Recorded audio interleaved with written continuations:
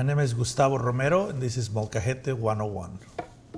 The molcajete is a vessel made of volcanic stone traditionally used in Mexico and Central America to make salsas, almost similar to a modern pesto. It's our old school Vitamix. A piece of equipment that will last forever and is passed through generations. I have a feeling that I will be going before this one, sadly.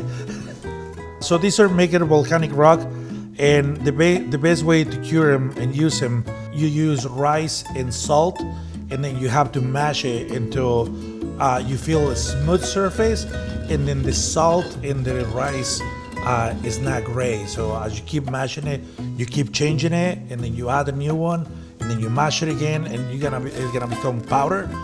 The powder has to be white. When the powder is white, that means that you remove all the loose particles of all the stone, and then you're ready to go.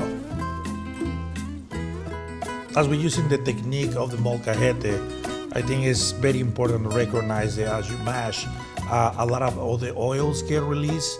It's more like you pressing them out against just cutting it, and then the oils stay within the item that you're cutting. The idea of the tejolote is to press and use just the part of your hand to move around and utilize the whole part of the tejolote. If your hands are bigger like mine, you have to maybe grab it in a different position. My mom grabs it and holds it like she's gonna stab somebody.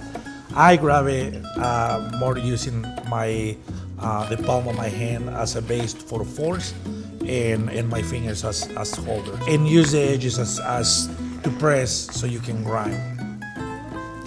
One of the things that you want to make sure is not to overcrowd your molcajete. You want to start adding items almost one by one.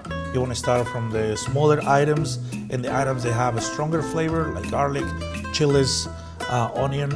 And then when you start adding things like tomatoes, you want to be careful not to splash, and press it slowly first, and then keep adding more force as the molcajete permits. If you can, you should have two different molcajetes.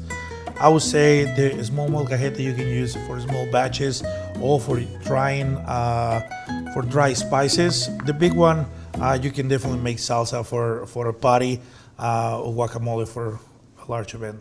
After you're done using it, you can wash it just with nice warm water. Don't use soap. This volcanic stone is still porous, so if you add soap, it will stay in there and it will change the flavor to whatever you cook after. You can use a little brush like this one, kind of scrub it out.